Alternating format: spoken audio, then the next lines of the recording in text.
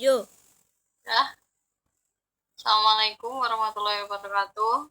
Kami dari kelompok 6D akan mempresentasikan tentang hasil kelompok kami.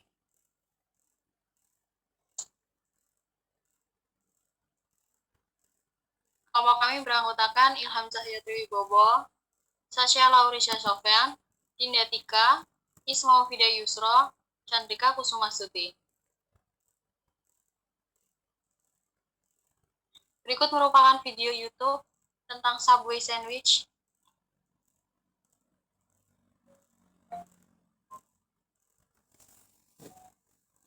Kadang apa yang kita pikirkan belum tentu menjadi kenyataan. Halo semuanya, nama saya Michael. Selamat datang di channel saya, Sikutu Buku. Kali ini saya akan membahas kisah inspiratif dari Subway, perusahaan fast food yang berkembang paling cepat di dunia. Mengumpulkan biaya kuliah. Namun nasib berkata lain, toko sandwichnya sangat ramai dan akhirnya berkembang dengan pesat. Pada tahun 1990-an, Subway sempat hadir di Indonesia, namun tutup pada awal 2000-an. Ini Subway beneran akan hadir di Indonesia. Sebelum kita mulai, saya mau mengucapkan terima kasih buat Fadli Ahmad dan Dete yang sudah memberikan 10 es krim strawberry. Terima kasih juga buat dukungan kalian yang sudah memberikan puluhan es krim strawberry. Buat kalian yang mau dukung Sikutu Buku, kalian bisa kirim es krim strawberry mulai dari 9.900 saja. Info lengkap ada di kolom komentar ya.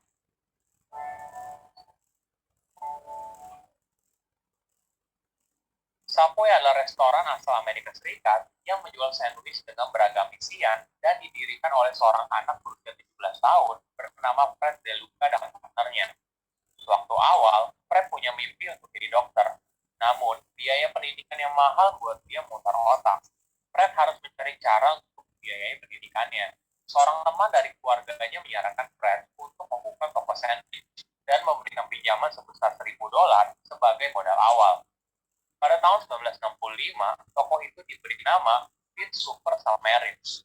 Menu yang ditawarkan juga unik, yaitu roti berbentuk lonjong panjang, berbeda dari bentuk sandwich pada umumnya. Sandwich yang tentu saja merupakan awal yang baik. Namun pada akhir musim panas, toko mereka malah merugi dan hanya tersisa $6.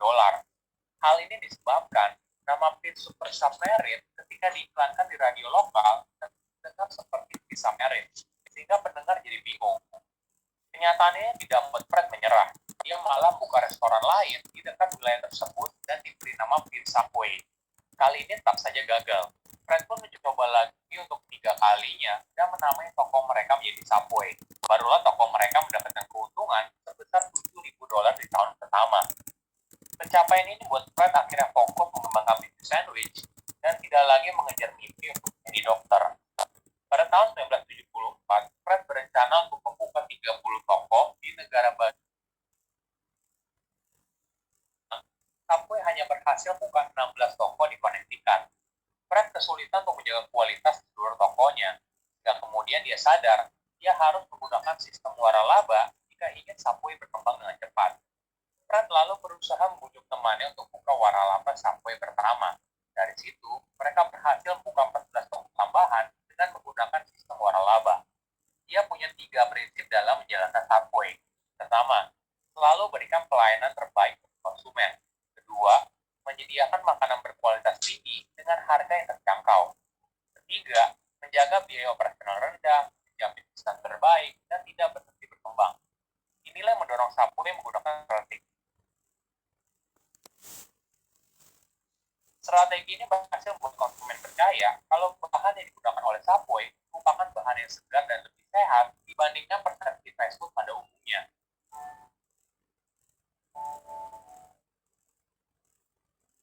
Perusahaannya terus berkembang hingga pada tahun 1984, Subway berhasil buka toko di Bahrain yang merupakan toko pertama yang berada di luar negeri. Hanya dalam waktu 8 tahun, Subway telah bertumbuh dari 5.000 menjadi 13.000 cabang di seluruh dunia. Salah satu kesuksesan dari Subway mungkin berasal dari teknik marketing yang menyesuaikan dengan perkembangan tren. Sebagai contoh, iklan komersial Subway yang menggunakan Jared Fogle. Pada tahun 1998, Fogle merupakan mahasiswa di India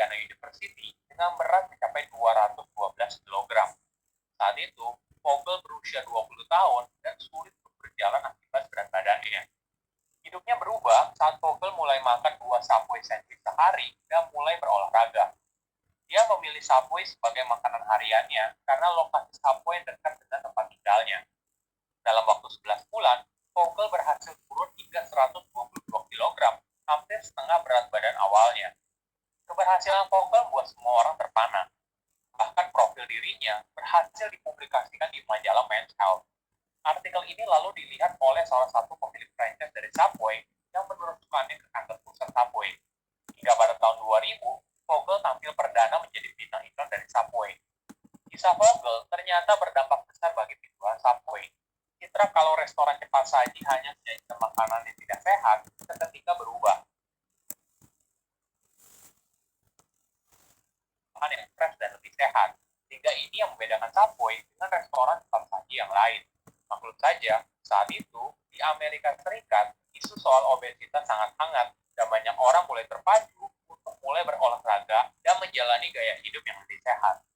Di tahun berikutnya, Subway mulai menggunakan tema ini untuk strategi pemasarannya, yaitu menampilkan beberapa kisah sukses orang yang berhasil menurunkan berat badan berkat konsumsi sandwich yang dijual oleh Subway. Strategi ini sangat sukses hingga Subway menghabiskan waktu hingga 2. Kisah Vogel bisa sangat berhasil karena terasa begitu nyata dan konsumen melihat Vogel sebagai seorang yang dekat dengan mereka.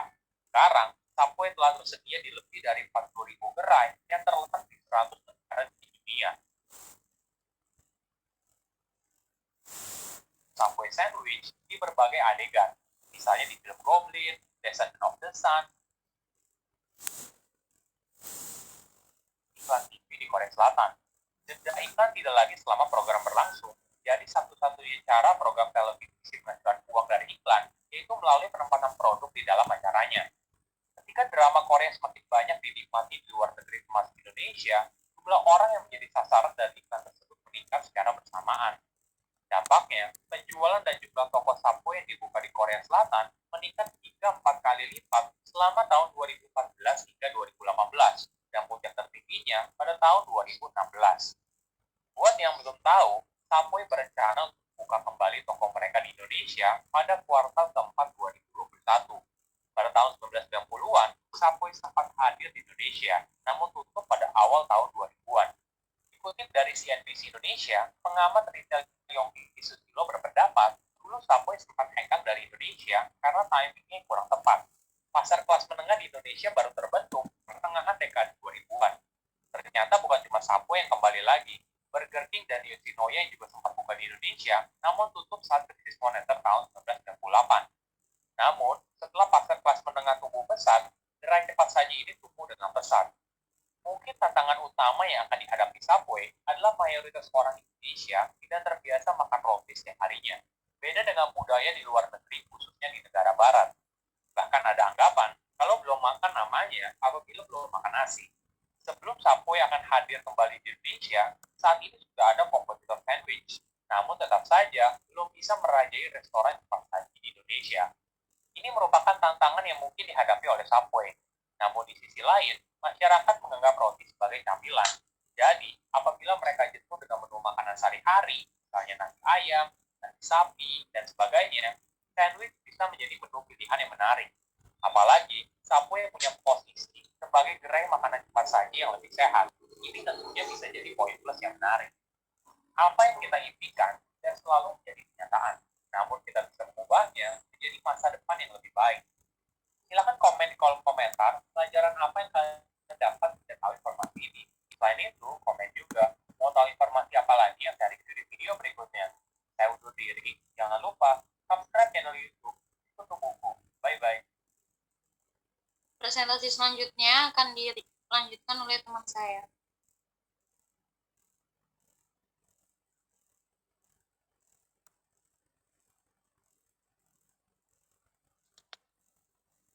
Pada poin A, negara mana yang ada di video tersebut? Jawabannya negara Indonesia. B, kapan itu dilakukan? Pada tahun 1990-an pernah membuka beberapa gerai di Indonesia. Namun pada tahun 2000-an gerai tersebut tutup karena timing untuk membukanya kurang tepat. pasar kelas menengah di Indonesia baru terbentuk pertengahan dekade 2000-an. C. Apakah sekarang masih berbisnis di negara tersebut? Pada saat ini, Subway masih beroperasi. Mengutip dari Kumparan Food, kedai Subway sandwich yang masih beroperasi di Indonesia sampai tanggal 21 Januari 2022 terdapat 10 gerai.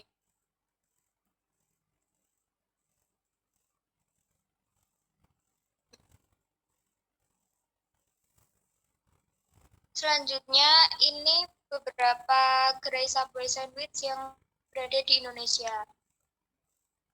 Antara lain di Town Square Cilandak, Setiabudi1, The Crispy SD, Pantai Indah Kapuk, City Walk Elf Karawaci, Seafresh Citra 6, Westwalk, Kemang, Pondok Indah Mall 3, dan Lipo Mall Puri. Akan dipresentasikan oleh teman saya.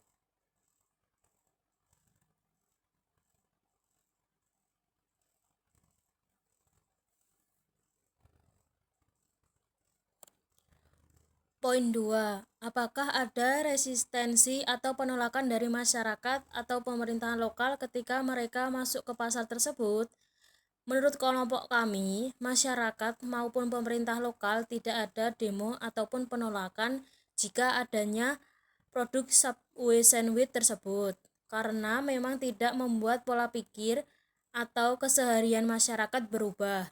Selanjutnya akan dipresentasikan oleh teman saya.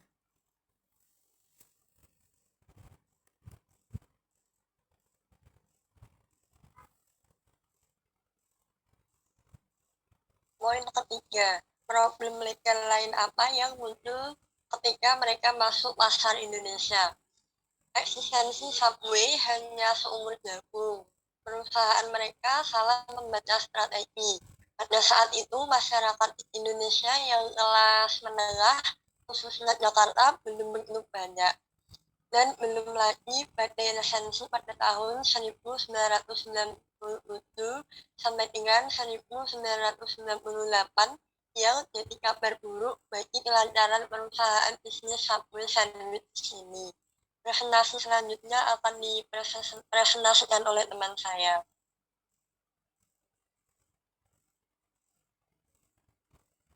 Pada mulanya, Subway sempat mendapatkan atensi warga Indonesia, khususnya ibu kota Jakarta.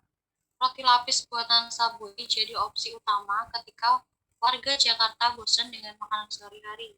Akan tetapi, sebelum meraih kejayaan, Subway sempat goyah di tengah jalan. Kesalahan strategi Subway membaca pasar menjadi penyebabnya. Salah satu kesalahan Subway yang vital adalah mempunyai usaha memaksakan Subway masuk ke Indonesia di saat yang kurang tepat. Dalam artian lain, Subway masuk ke Indonesia ketika kelas menengah belum terbentuk. Masalah lain yang membuat Subway terpaksa gulung tikar yaitu kehadiran resensi pada tahun 1997 hingga keadaan ekonomi di Indonesia yang sangat tidak tertata. Pengangguran mulai meningkat. Perusahaan